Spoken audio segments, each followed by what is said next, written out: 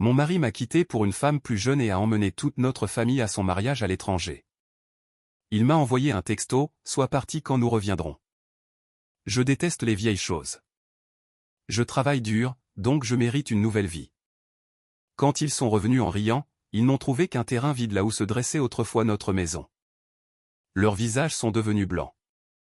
Je les observais depuis ma voiture garée et je ne pouvais pas m'arrêter de sourire. De quel endroit me regardez-vous aujourd'hui? Laissez votre localisation dans les commentaires ci-dessous, et n'oubliez pas de liker et de vous abonner. Laissez-moi vous raconter comment j'en suis arrivé à ce délicieux moment.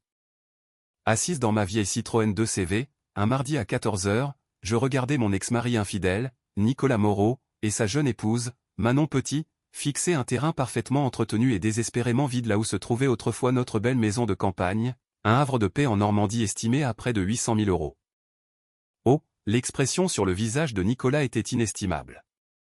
On aurait dit que quelqu'un venait de lui annoncer que son précieux abonnement de golf avait été révoqué. Il y a 6 mois, j'étais Valérie Dubois, épouse fidèle depuis 28 ans, mère de 2 enfants adultes et ingrats, et apparemment, selon mon mari, une vieille harpie acariâtre qui avait perdu sa silhouette et sa raison d'être. Ce furent ses mots exacts lorsqu'il m'a annoncé qu'il me quittait pour Manon, son assistante dentaire. Car rien ne crie plus, crise de la quarantaine, qu'une jeune femme de 24 ans avec des dents parfaites et des problèmes de père. Toute la famille l'a soutenu, naturellement. Notre fils Lucas, 28 ans et vivant toujours de l'argent d'un fonds fiduciaire, a appelé cela « la seconde chance de papa au bonheur ». Notre fille Chloé, 26 ans, qui travaille comme influenceuse sur les réseaux sociaux, ce qui signifie qu'elle prend des selfies pour gagner sa vie, a même aidé à organiser le mariage dans un somptueux château de la Loire. « Maman, tu dois comprendre », m'avait-elle dit, se vernissant les ongles tout en me livrant cette profonde sagesse. Papa est malheureux depuis des années. Manon lui donne l'impression d'être à nouveau jeune. Je n'étais pas invité au mariage. Évidemment. Nicolas l'avait rendu très clair en quittant la maison. Valérie, je veux que tu sois partie quand nous reviendrons. Recommence ta vie ailleurs. Peut-être dans une région ensoleillée pour les retraités. Il avait ri de sa propre blague en chargeant ses clubs de golf dans la Renault 4 Rose de Manon. Je déteste les vieilles choses. Je travaille dur, donc je mérite une nouvelle vie. Mais voici ce que Nicolas ne savait pas à propos de sa vieille femme. Je préparais ce jour depuis le moment où j'avais trouvé le string de Manon dans son sac de sport, il y a 3 ans. Voyez-vous, Nicolas se croyait malin, mais je gérais nos finances depuis des décennies. Chaque investissement, chaque compte, chaque bien que cet homme pensait posséder. Eh bien, disons que Nicolas était sur le point d'apprendre la différence entre avoir son nom sur quelque chose et le posséder réellement. L'expression sur leur visage lorsqu'ils sont arrivés dans notre allée pour ne trouver que du gazon fraîchement posé et un panneau, à vendre, valait chaque centime que j'avais dépensé pour l'équipe de démolition. Mais ce n'était que le début. La voix de Nicolas a traversé le terrain vague comme le cri d'un animal blessé. « Valérie » a-t-il hurlé, tournant en rond sur ce qui était autrefois notre perron. « Qu'as-tu fait de ma maison ?» J'ai baissé ma vitre juste assez pour l'entendre clairement. C'était mieux que n'importe quel feuilleton que j'avais jamais regardé. Manon s'accrochait à son bras, titubant sur ses talons de créateur. Apparemment, les talons aiguilles et l'herbe ne font pas bon ménage. Qui l'eût cru? Ses cheveux décolorés fouettaient son visage dans la brise de l'après-midi, et elle semblait sur le point de pleurer. La pauvre petite pensait probablement emménager dans un manoir. « Nicolas, chéri, où est notre maison ?» La voix de Manon était de ce genre particulièrement génial qui pouvait briser le verre. « Tu avais dit que nous avions une belle maison avec un garage pour 3 voitures et une piscine. » Nous avions une maison. Nicolas était maintenant rouge de colère, cette veine sur son front palpitant comme elle le faisait quand il ne trouvait pas la télécommande. « Valérie, je sais que tu es là quelque part. C'est ma propriété. » En fait, mon chéri, ce n'était pas le cas. Mais je n'allais pas interrompre cette magnifique crise de nerfs pour lui expliquer le droit de la propriété. J'avais tant appris sur les failles juridiques au cours des 6 derniers mois. Incroyable ce que l'on peut accomplir quand on a du temps, de l'argent et un désir brûlant de justice. Mon téléphone a vibré. Un SMS de mon avocate, Marie Leroy.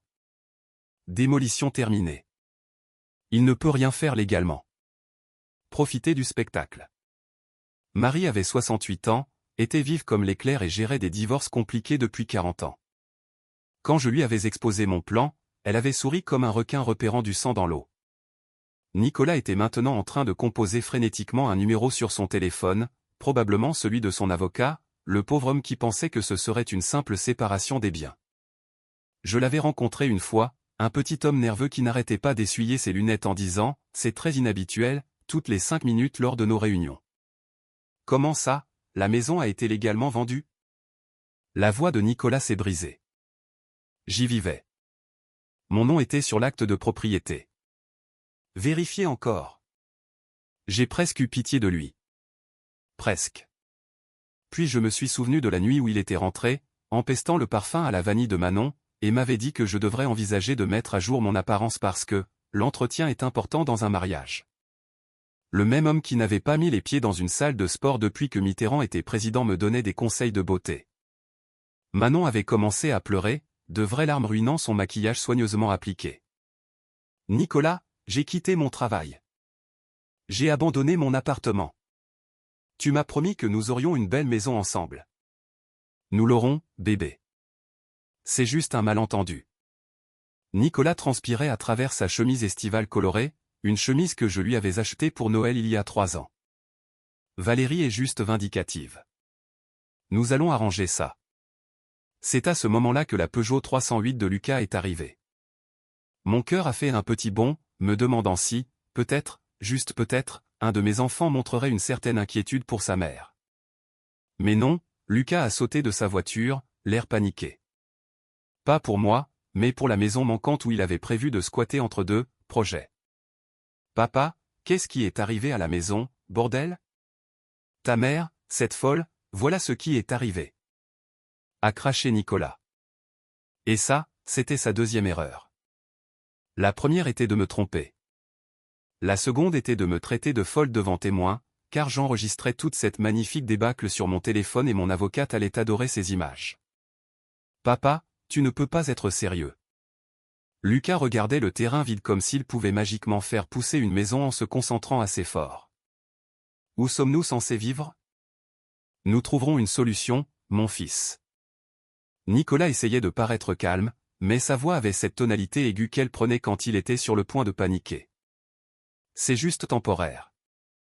Ta mère joue à des jeux, mais je vais régler ça légalement. La voiture de Chloé est arrivée ensuite, sa Citroën DS3 rose, célèbre sur Instagram, semblant ridiculement déplacée à côté du vide suburbain. Elle est sortie lentement, son téléphone déjà en train d'enregistrer, car Dieu lui en préserve de vivre une crise familiale sans la documenter pour ses abonnés. Oh mon Dieu! La voix de Chloé était haletante. Papa, c'est totalement dingue. La maison de mon enfance a juste disparu. Elle enregistrait ça pour TikTok, c'est certain. Probablement déjà en train de penser à des légendes comme drama familial ou quand ta belle-mère gâche tout. En fait, ma chérie, ta belle-mère n'y est pour rien. C'était l'œuvre de ta bonne vieille maman, celle que tu n'as pas appelée depuis 3 mois. C'est Valérie qui a fait ça, a annoncé Nicolas à Chloé comme s'il livrait une nouvelle de dernière minute. Elle a vendu notre maison dans notre dos pendant que nous étions au mariage. Attends, elle peut faire ça? La voix de Manon s'est fêlée. Je pensais que tu avais dit que tout irait bien. Tu avais dit qu'on réglerait les histoires de divorce plus tard. Oh, ça devenait intéressant. Nicolas avait dit à sa nouvelle femme qu'il réglerait les histoires de divorce plus tard. Cela suggérait qu'il ne s'était pas réellement marié à l'étranger, ce qui signifierait que Manon avait quitté son travail et abandonné son appartement pour emménager avec un homme qui était encore légalement marié à quelqu'un d'autre. Mauvaise planification, vraiment. Bien sûr qu'elle ne peut pas faire ça. Nicolas mentait maintenant, et nous le savions tous. J'appelle mon avocat tout de suite. C'est du vol. C'est de la fraude. C'est légal, dis-je, en baissant complètement ma vitre et en sortant de ma voiture. Ils se sont tous tournés pour me regarder comme si je venais de me matérialiser à partir de rien. La bouche de Nicolas s'est littéralement décrochée. Manon a fait un pas en arrière. Lucas avait l'air confus, ce qui n'était pas inhabituel pour Lucas, et Chloé a immédiatement tourné la caméra de son téléphone vers moi. Bonjour la famille, dis-je agréablement, en lissant ma nouvelle coupe de cheveux. J'avais opté pour plus court et plus blond, et à en juger par l'expression de Nicolas, ça m'allait bien. Comment était le château dans la Loire? Valérie, qu'as-tu fait? La voix de Nicolas était étranglée. J'ai vendu ma maison. J'ai gardé un ton conversationnel, comme si nous discutions de la météo. Démoli, en fait. Les nouveaux propriétaires voulaient repartir à zéro avec le terrain. Je ne peux pas leur en vouloir. L'ancien propriétaire avait un goût terrible en matière de mobilier. Ta maison? Le visage de Nicolas virait au violet maintenant. C'était notre maison. Nous l'avons achetée ensemble. En fait, Nicolas, non. J'ai sorti un dossier de mon sac à main, le même sac qu'il avait qualifié de démodé à Noël dernier. Tu vois, quand tu as commencé ta liaison il y a 3 ans, je suis devenue curieuse au sujet de nos finances. Imagine ma surprise quand j'ai découvert que la maison avait été achetée entièrement avec l'argent de l'héritage de mes parents. Mon nom était le seul sur l'acte de propriété original. Le silence s'est étiré comme un élastique sur le point de claquer. C'est impossible, a murmuré Nicolas. Ton nom a été ajouté plus tard, en cadeau, quand je pensais que nous avions un mariage solide. Mais les cadeaux peuvent être révoqués dans certaines circonstances. L'adultère, par exemple. J'ai souri doucement à Manon, qui avait l'air de plus en plus confuse et légèrement nauséeuse. Nicolas, de quoi parle-t-elle? La voix de Manon était maintenant toute petite. C'est là que j'ai décidé de lâcher la première bombe. Oh, ma chérie, il ne te l'a pas dit?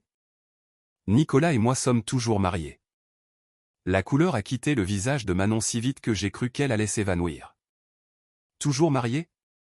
Très mariés, ai-je confirmé joyeusement. Tu vois, Nicolas a dit à tout le monde que vous vous étiez mariés dans la Loire. Mais ce qu'il n'a pas mentionné, c'est qu'on ne peut pas se marier quand on est déjà marié à quelqu'un d'autre. Ça s'appelle la bigamie, et c'est illégal dans la plupart des pays civilisés. Nicolas, la voix de Manon était à peine un murmure. Nicolas, dis-lui qu'elle ment. Nicolas a ouvert et fermé la bouche comme un poisson, cherchant de l'air. Chloé avait arrêté d'enregistrer et regardait son père avec une horreur grandissante. Même Lucas, qui pouvait habituellement dormir pendant une tornade, avait l'air alerte. Nous allions la paperasse, c'est compliqué. Nicolas trébuchait sur ces mots comme un homme ivre essayant de marcher sur une ligne droite. Quelle paperasse? Demandai-je innocemment. La paperasse de divorce que je n'ai jamais signée? Celle que ton avocat ne m'a jamais envoyée? Ou peut-être parles-tu de l'acte de mariage qui n'existe pas parce que tu es déjà marié avec moi? C'était la partie que j'attendais avec impatience depuis des mois. Voyez-vous, Nicolas avait consacré tant d'énergie à planifier son escapade romantique qu'il avait oublié de petits détails, comme déposer une demande de divorce. Il avait supposé que je disparaîtrais tranquillement, que je signerais les papiers qu'il finirait par m'envoyer, et que je le laisserais vivre sa meilleure vie. Les hommes comme Nicolas supposent toujours que les femmes comme moi vont se coucher et faire la morte. Nous sommes censés être reconnaissantes pour 28 ans de mariage avec quelqu'un qui pense qu'un fast-food sans prétention est de la haute gastronomie et qui considère que se gratter en public est une forme d'expression personnelle.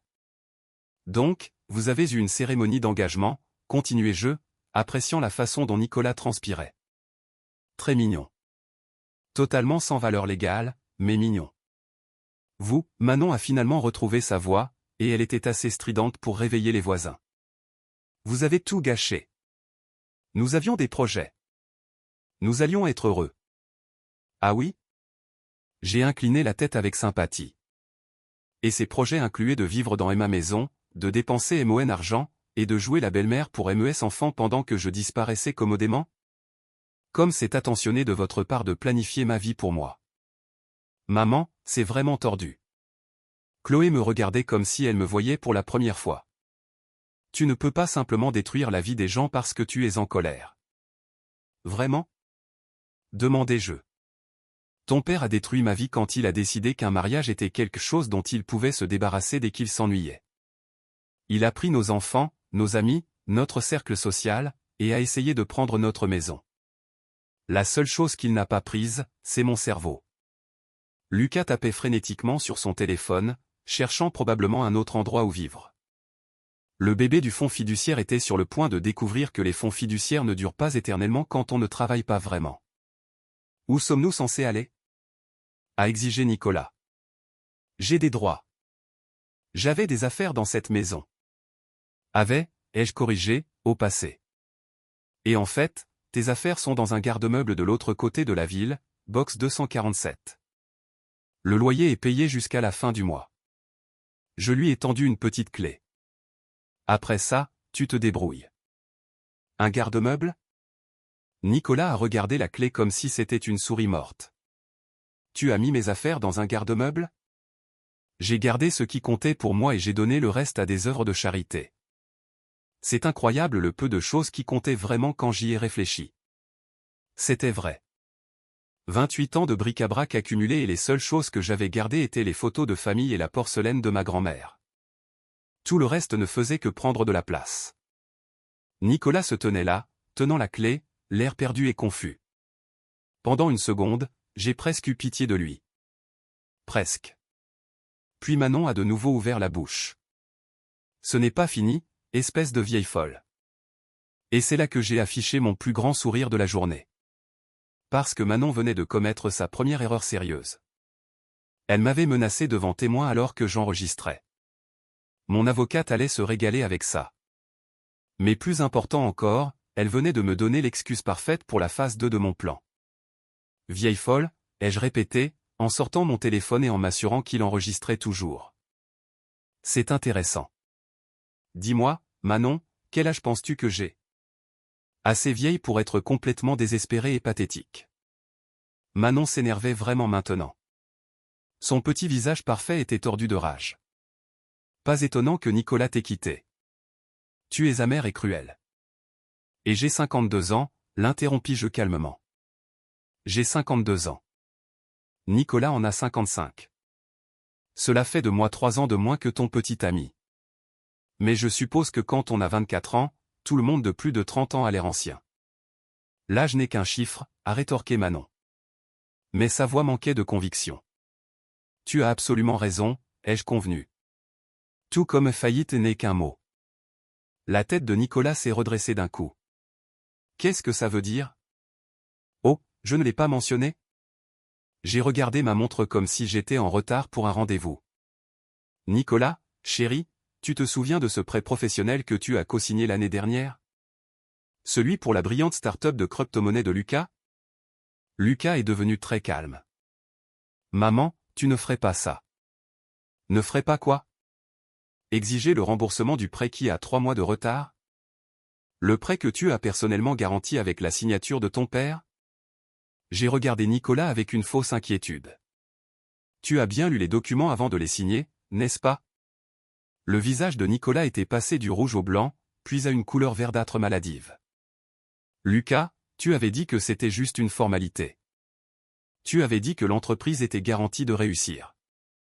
Elle l'était, a protesté Lucas. Le marché a juste changé. La crypto est volatile. Je peux redresser la barre. J'en suis sûr, dis-je doucement. Mais la société de prêt ne semble pas le penser. Ils ont été très patients, mais la patience a des limites. Tout comme ma volonté de couvrir les membres de ma famille qui pensent que je suis juste une vieille folle sur qui ils peuvent marcher. Chloé me regardait comme si j'avais développé une deuxième tête. Maman, qu'est-ce que tu dis? Je dis que je couvre les paiements du prêt de Lucas depuis 3 mois, en espérant qu'il apprendrait à être responsable. Mais puisqu'il semble penser que sa mère n'est qu'un distributeur automatique pratique, j'ai décidé de cesser de favoriser son incompétence. Tu ne peux pas faire ça. Nicolas paniquait maintenant. Si ce prêt est en défaut, ils s'en prendront à mes actifs. Mon crédit sera ruiné. Quels actifs? Demandai-je innocemment. Ta maison a disparu. Ton compte d'épargne a été gelé ce matin en attendant la procédure de divorce. Et tes cartes de crédit? Eh bien, disons qu'elles vont être très déçues lorsqu'elles essaieront de recouvrer ces soldes. C'était la révélation que j'avais gardée pour le moment parfait. Nicolas pensait avoir été malin, en cachant des actifs et en accumulant des dettes sur des comptes que je ne connaissais pas. Mais j'étais au courant de chaque carte de crédit secrète, de chaque dépense cachée, de chaque euro qu'il avait dépensé pour les sacs de créateurs et les escapades de week-end de Manon. J'attendais juste le bon moment pour utiliser cette information. Comment as-tu, commença Nicolas, puis s'arrêta. Su pour tes comptes secrets? Pour l'argent que tu dépensais pour ta petite amie? Pour les dettes que tu cachais? J'ai haussé les épaules. Nicolas, j'ai géré nos finances pendant 28 ans. Pensais-tu vraiment que je ne remarquerais pas quand tu as commencé à te comporter comme un adolescent avec une carte de crédit volée? Manon regardait entre Nicolas et moi avec une alarme croissante. Nicolas, de quoi parle-t-elle? Quel argent? Quelle dette? Ce n'est rien, bébé. Juste quelques malentendus. 43 000 € de dette de carte de crédit, annonçai-je joyeusement. Tout au nom de Nicolas, bien sûr. C'est incroyable la vitesse à laquelle les dépenses s'additionnent quand on essaie d'impressionner une jeune femme. Les bijoux, les vacances, cette adorable Renault 4 rose, tu m'as acheté cette voiture pour mon anniversaire. Manon s'est tournée vers Nicolas. Tu avais dit qu'elle était payée. Elle est payée, a insisté Nicolas. Enfin, elle le sera. Les mensualités sont tout à fait gérables. 647 € par mois, ajoutai-je obligeamment. Plus l'assurance pour une conductrice de 24 ans dans une catégorie de véhicules à haut risque.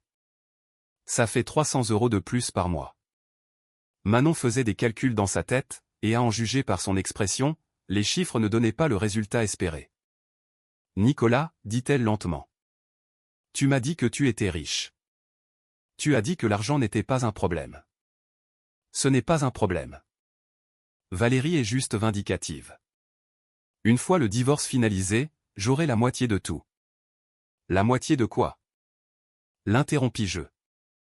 Nicolas, mon chéri, il n'y a pas de tout à partager.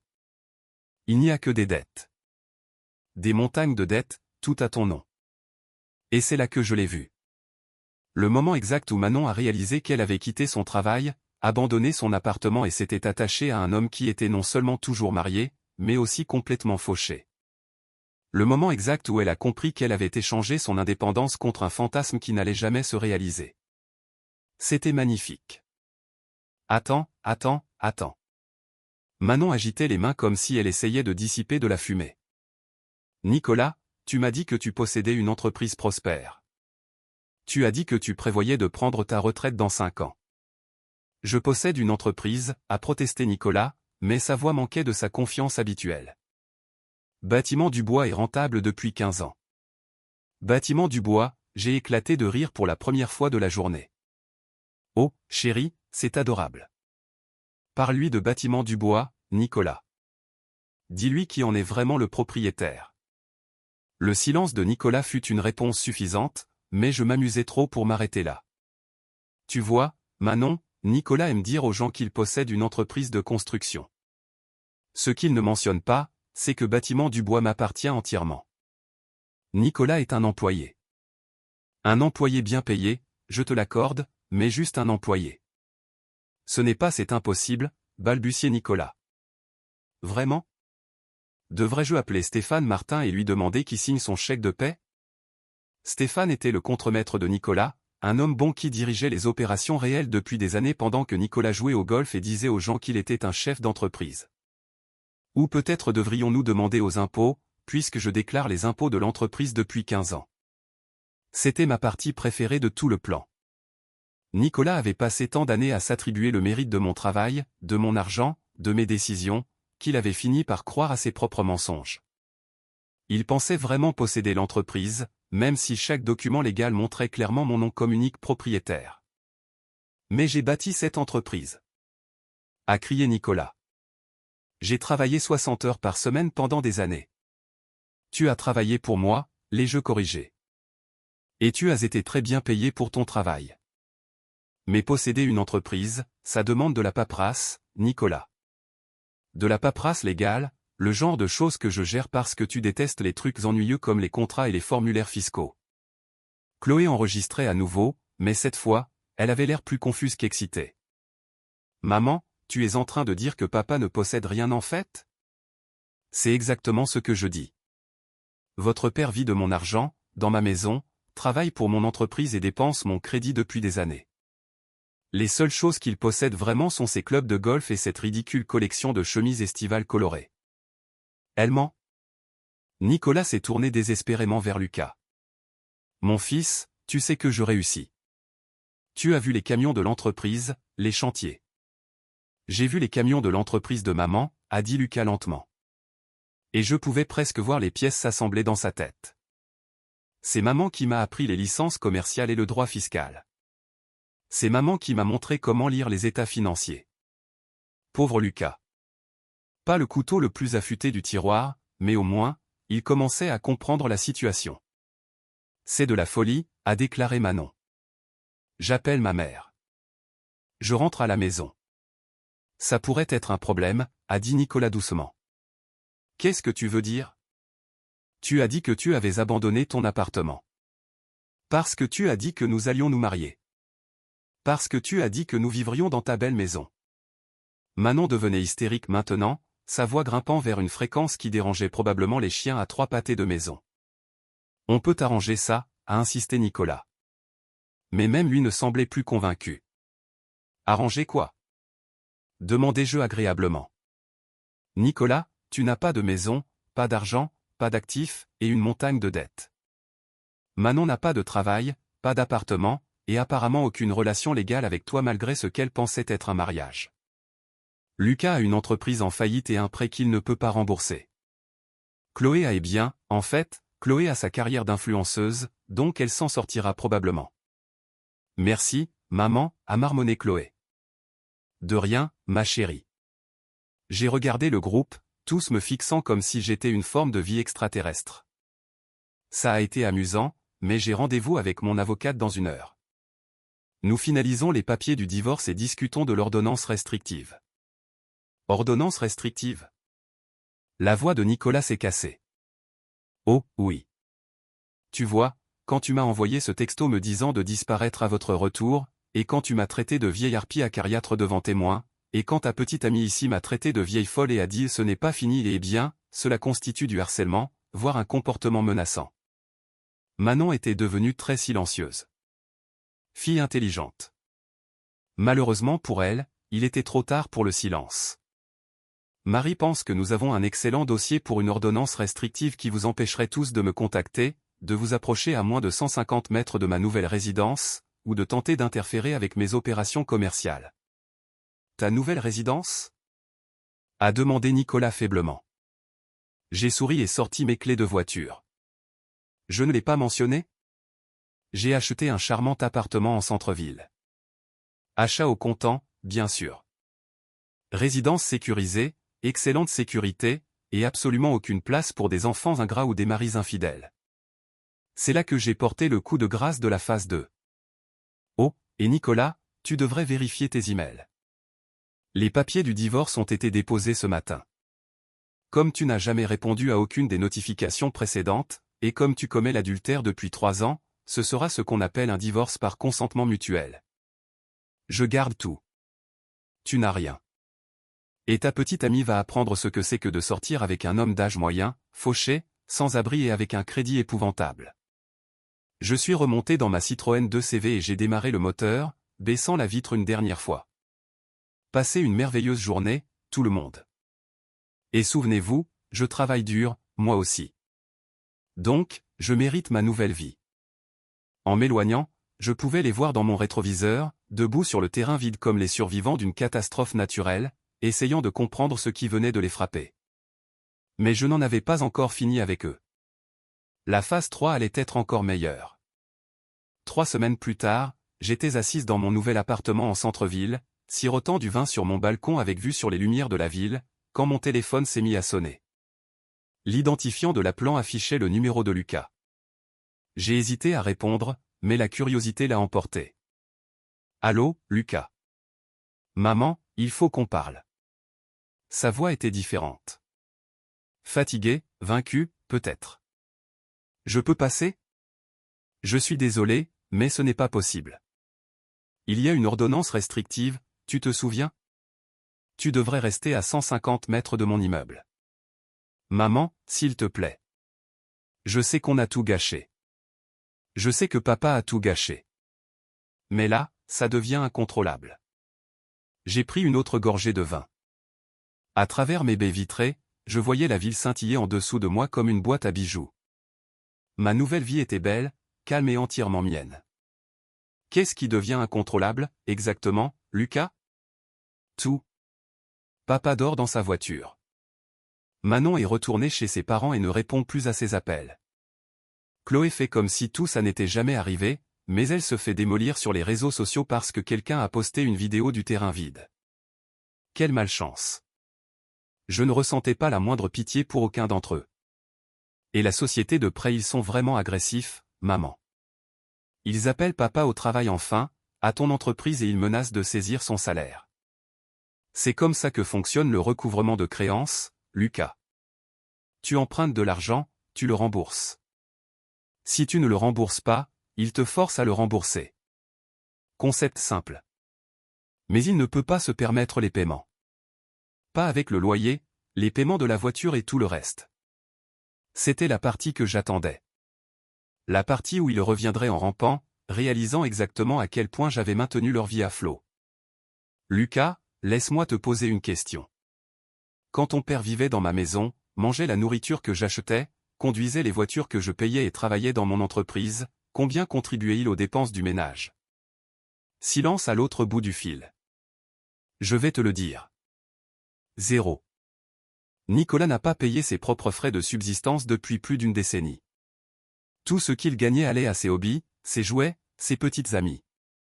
Je payais l'hypothèque, les charges, les assurances, les courses, l'entretien.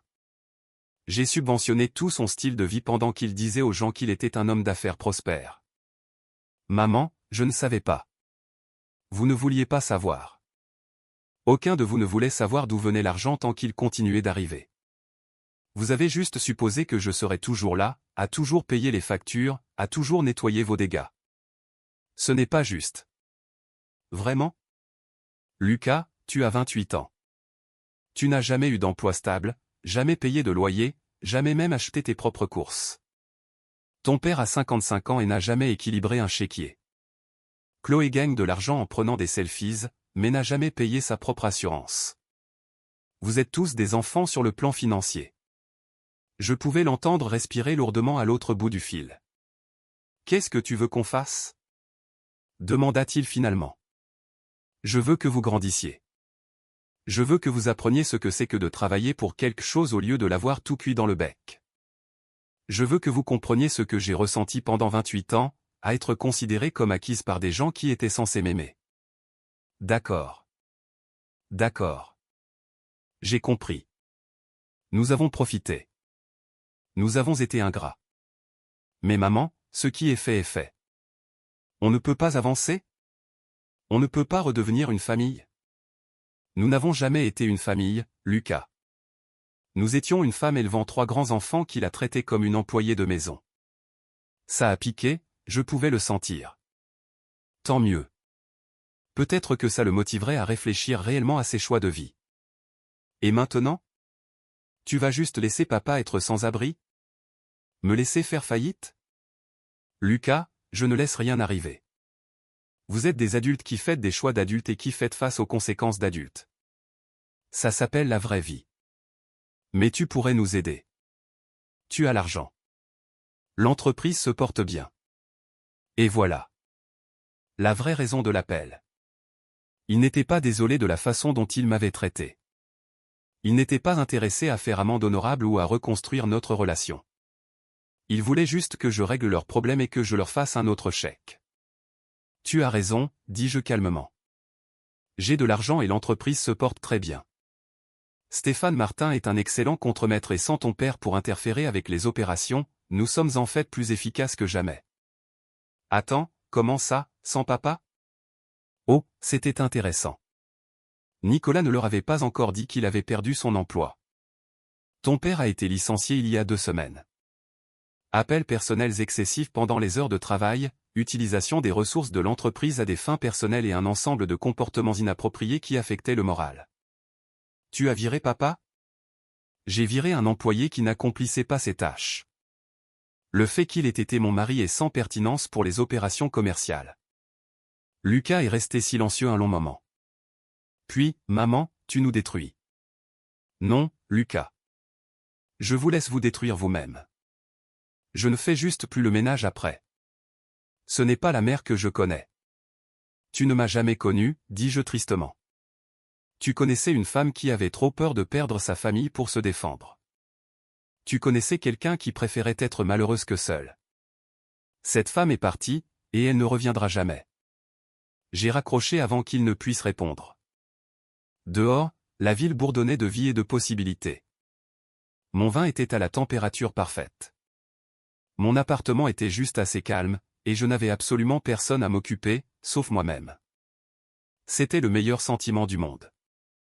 Le lendemain matin, je lisais le journal, un vrai journal en papier, car certains plaisirs méritent d'être préservés, lorsque le concierge de mon immeuble a appelé mon appartement. Madame Dubois, il y a une jeune femme dans le hall qui demande à vous voir. Elle dit que c'est votre fille, Chloé. Je me demandais quand elle ferait son apparition. Dites-lui s'il vous plaît que je ne suis pas disponible pour les visites, mais si elle souhaite laisser un message, je l'examinerai. Elle dit que c'est urgent, madame. Quelque chose à propos de son père qui est à l'hôpital. Mon sang se glaça un instant, mais je me suis souvenu à qui j'avais affaire. Chloé pouvait faire passer une petite coupure pour une urgence médicale si cela servait ses desseins. Demandez-lui des détails, s'il vous plaît, sur l'hôpital et la nature de l'urgence. Quelques minutes plus tard, le concierge a rappelé. Elle dit qu'il est à l'hôpital général, madame. Quelque chose à propos de douleurs thoraciques et de stress. Elle semble très bouleversée. Malgré tout, Nicolas était toujours le père de mes enfants. Et malgré ma colère, je n'étais pas un monstre. S'il était réellement malade, c'était différent d'être sans abri et fauché. Dites-lui que je la retrouverai au café de la résidence dans 10 minutes. Je me suis habillé avec soin, pas trop formel, mais certainement pas comme quelqu'un d'inquiet ou de pressé.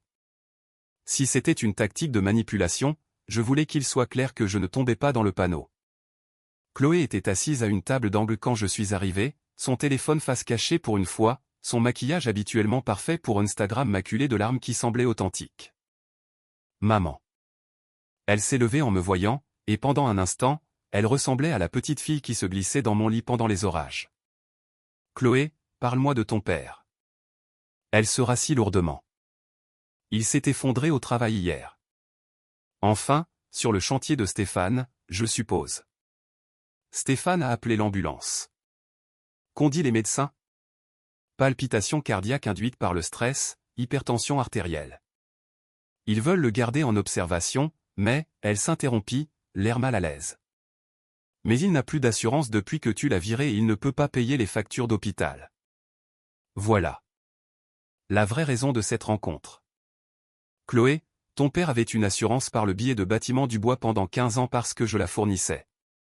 Lorsqu'il est devenu chômeur, il est devenu éligible à une assurance santé complémentaire qui aurait maintenu sa couverture.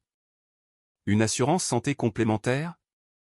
Je regardais ma fille, cette jeune femme de 26 ans qui gagnait plus d'argent que la plupart des gens avec de vrais emplois, et elle ne savait pas ce que c'était.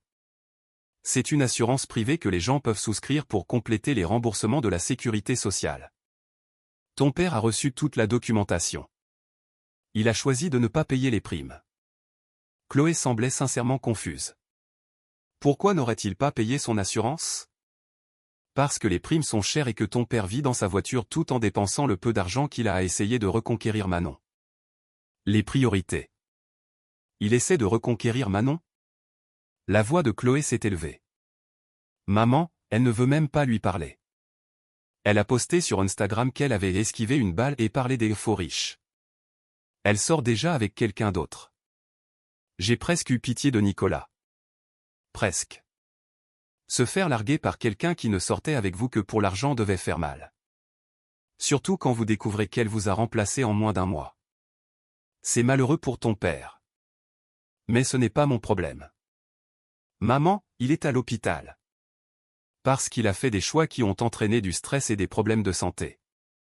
Conséquences naturelles. Chloé me regarda comme si je parlais une langue étrangère. Tu t'en fiches vraiment, n'est-ce pas? Tu nous détestes tous maintenant. Je ne déteste personne, Chloé. Mais je ne suis pas responsable de la résolution des problèmes que d'autres adultes ont créés pour eux-mêmes. Mais tu es notre mère. J'étais votre mère. J'ai passé 28 ans à être votre mère, la mère de votre père et la mère de Lucas. Je suis à la retraite de ce travail. On ne peut pas prendre sa retraite d'être la mère de quelqu'un. Regarde-moi bien. Chloé se pencha en avant, désespérée. D'accord, très bien. Et si je te remboursais? Et si nous te remboursions tous, pour tout? Nous trouverons des emplois. De vrais emplois. Et nous te rembourserons chaque centime que papa a dépensé pour Manon, chaque paiement que tu as fait sur le prêt de Lucas, tout. Avec quel emploi, Chloé? Tu prends des photos de toi pour gagner ta vie. La plus grande réussite de Lucas est de perdre l'argent des autres en crypto-monnaie. Ton père vient d'être renvoyé du seul emploi qu'il ait eu en 20 ans. Je peux faire d'autres choses. J'ai des compétences en marketing. Les médias sociaux sont une vraie entreprise. Elle n'avait pas tort sur ce point. En fait, Chloé avait bâti une audience substantielle et était probablement plus douée pour les affaires que ses deux parents masculins. Mais cela ne changeait pas le problème fondamental. Chloé, il ne s'agit pas d'argent. Il s'agit de respect, d'être valorisé en tant que personne au lieu d'être traité comme un distributeur de billets avec des sentiments. Mais nous te valorisons. Quand? Quand l'un de vous m'a-t-il jamais demandé comment je me sentais? Quand quelqu'un a-t-il considéré mon opinion avant de prendre des décisions importantes?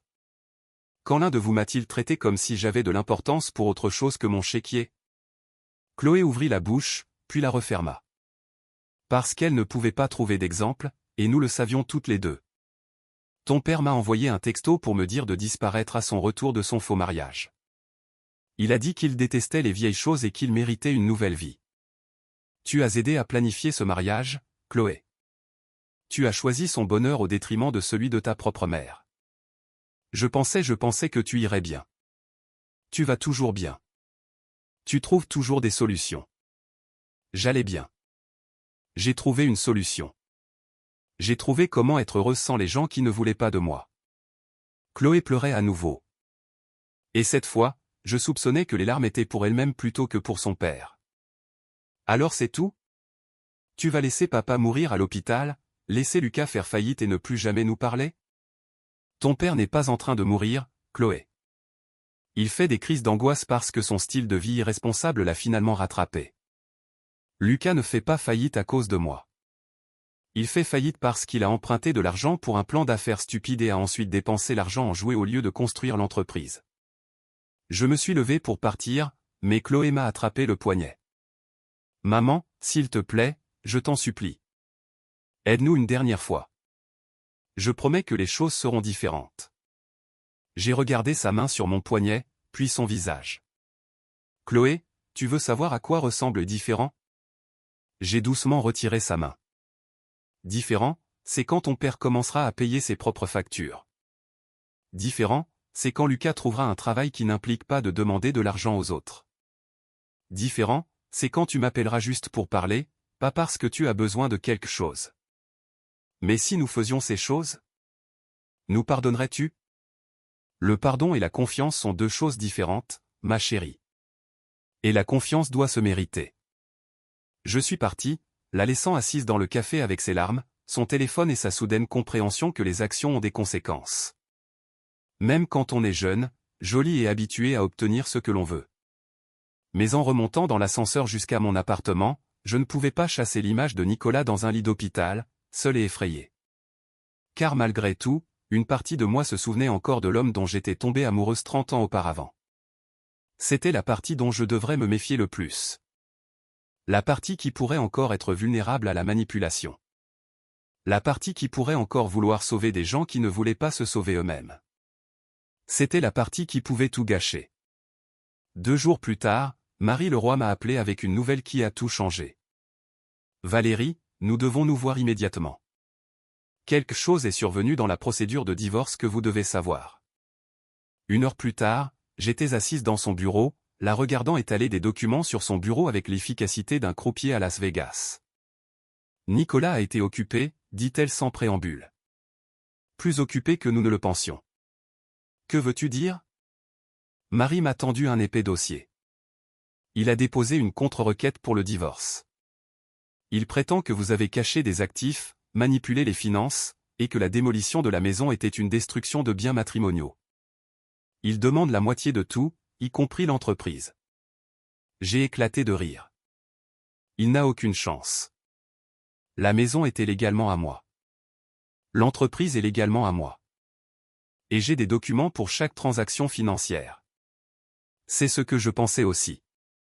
Jusqu'à ça. Marie a sorti un autre document. Celui-ci avec un sceau officiel. Nicolas a engagé un enquêteur. Un bon. Mon sang se glaça. Quel genre d'enquêteur? Le genre qui a découvert le trust. Le trust? J'avais oublié le trust. Valérie, pourquoi ne m'avez-vous pas parlé du trust familial Dubois établi en 1998? Celui qui possède techniquement 40% des actifs de votre entreprise. Mes mains tremblaient en attrapant le document. C'était là, noir sur blanc. Le trust que j'avais créé il y a 25 ans à la naissance de Lucas, conçu pour protéger les actifs de notre famille et offrir des avantages fiscaux. Le trust qui nommait Nicolas comme cofiduciaire. J'avais oublié, murmurai-je. Nous ne l'avons jamais utilisé. Il était juste là, inactif. Il n'est plus inactif. Nicolas a déposé des documents hier pour revendiquer ses droits en tant que cofiduciaire d'accéder aux actifs du trust. Si un juge convient que le trust est légitime et que Nicolas a des droits sur ses actifs, il pourrait prendre 40% de mon entreprise. Il pourrait prendre 40% de tout ce qui a été acheté ou amélioré en utilisant les bénéfices de l'entreprise au cours des 25 dernières années. Votre appartement, vos économies, vos comptes de retraite, j'avais l'impression de tomber dans un trou très profond. Peut-il faire ça légalement? C'est ce que nous allons découvrir. Son avocat est bon, Valérie. Meilleur que ce à quoi je m'attendais.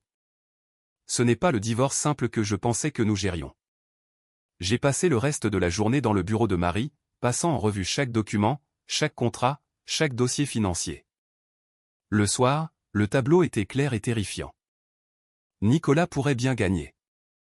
Si le trust était valide, et il semblait l'être, et si les droits de Nicolas en tant que cofiduciaire étaient confirmés, et il pourrait l'être, alors tout ce pourquoi j'avais travaillé, tout ce que j'avais construit, tout ce que je pensais être en sécurité pourrait être divisé en deux. Il doit y avoir quelque chose, dis-je pour la 10e fois. Une faille, un détail technique. Valérie, je fais ça depuis 40 ans. Parfois, les mauvaises personnes gagnent. Parfois, les bonnes personnes perdent.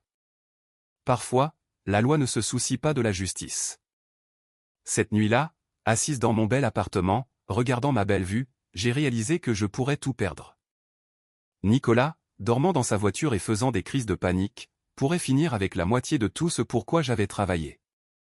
L'ironie était spectaculaire. En essayant de le punir de m'avoir prise pour acquise, je lui avais rappelé que je valais la peine d'être prise au sérieux. En essayant de lui montrer à quel point il avait besoin de moi, je lui avais montré exactement ce que je valais. Mon téléphone a sonné. Le numéro de Nicolas. J'ai failli ne pas répondre, mais quelque chose m'a poussé à décrocher. Valérie.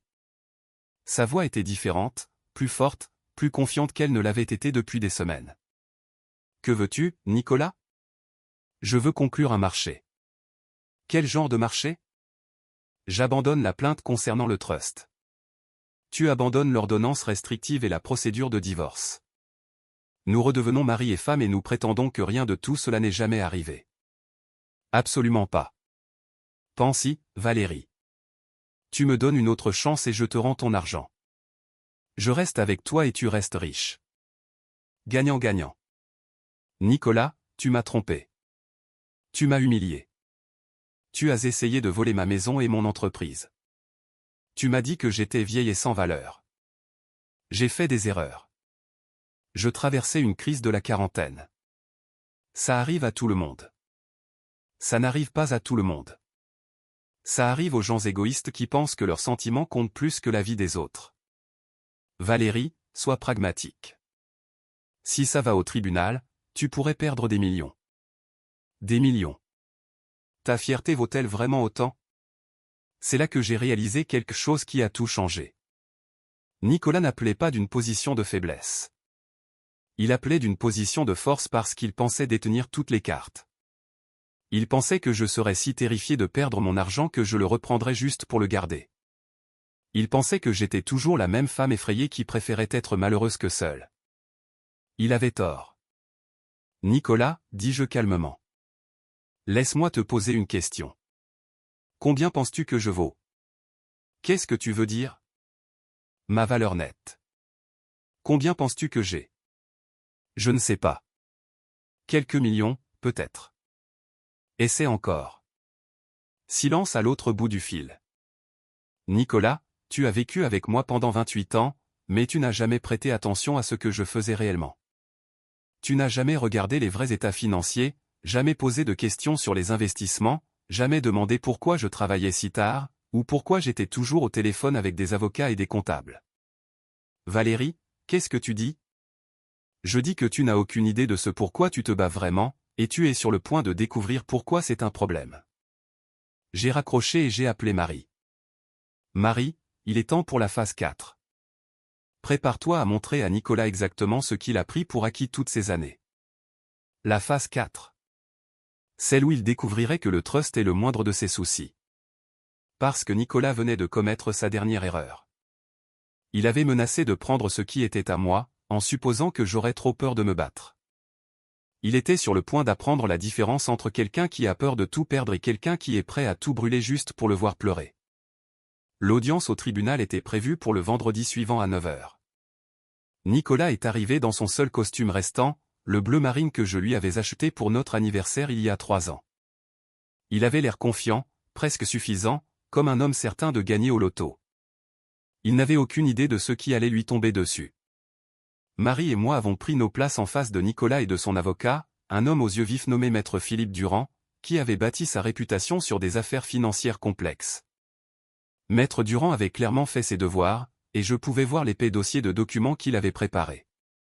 Madame la juge, a commencé Maître Durand lorsque la juge a appelé notre affaire. Mon client demande sa juste part des biens matrimoniaux que son épouse a tenté de dissimuler par des transferts de propriétés illégaux et des manipulations financières. La juge, une femme à l'air sévère dans la soixantaine nommée Monique Dupont, a regardé par-dessus ses lunettes de lecture les documents. Cela concerne un trust établi en 1998? Oui, madame la juge. Le trust familial Dubois, que mon client a co-créé avec son épouse et qui lui donne des droits égaux sur les actifs du trust évalués à environ 4 millions d'euros. Nicolas était pratiquement rayonnant. 4 millions d'euros, c'était plus d'argent qu'il n'avait jamais imaginé posséder. La juge Dupont s'est tournée vers Marie. Maître, comment votre cliente répond-elle à ces affirmations? Marie s'est levée lentement, et j'ai surpris le léger sourire qui jouait au coin de sa bouche. Madame la juge, Madame Dubois ne conteste pas l'existence du trust. Cependant, elle souhaite présenter des preuves concernant l'étendue complète des biens matrimoniaux que M. Moreau réclame.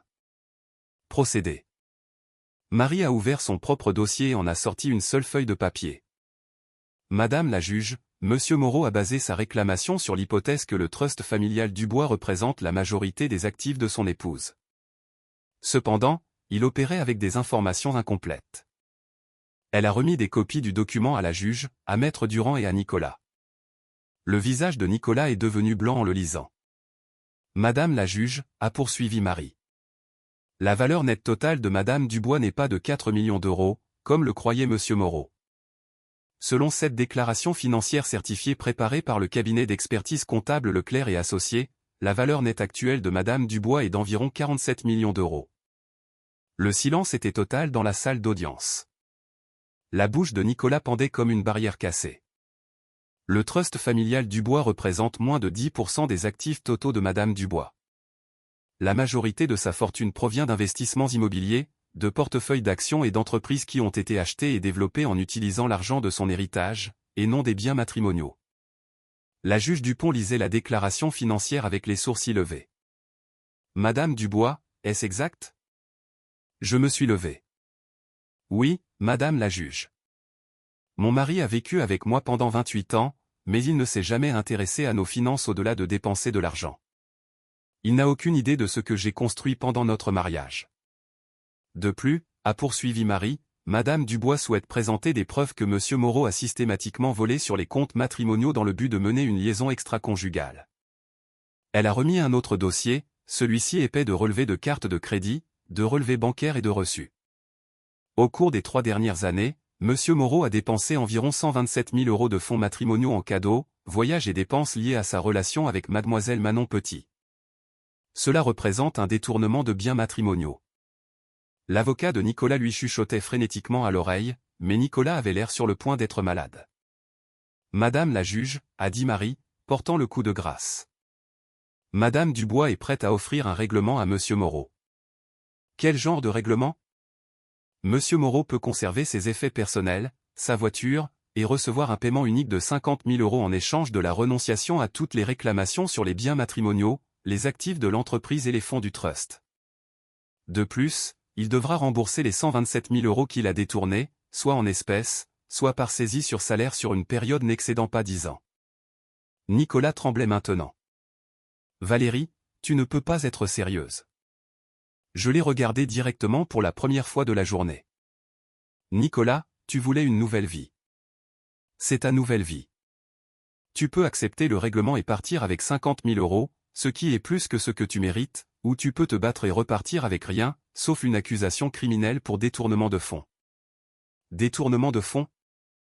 La voix de Nicolas s'est cassée. Tu ne peux pas le prouver. Marie a remis à la juge un autre document. En fait, Madame la juge, nous le pouvons. Monsieur Moreau a utilisé des cartes de crédit matrimonial pour acheter des cadeaux à sa maîtresse, a facturé des frais de vacances sur des comptes joints et a retiré de l'argent des comptes de l'entreprise pour un usage personnel.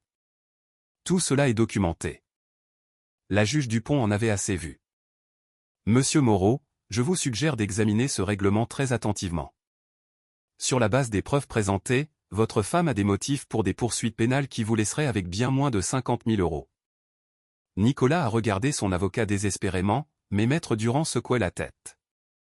Madame la juge, a dit Nicolas doucement.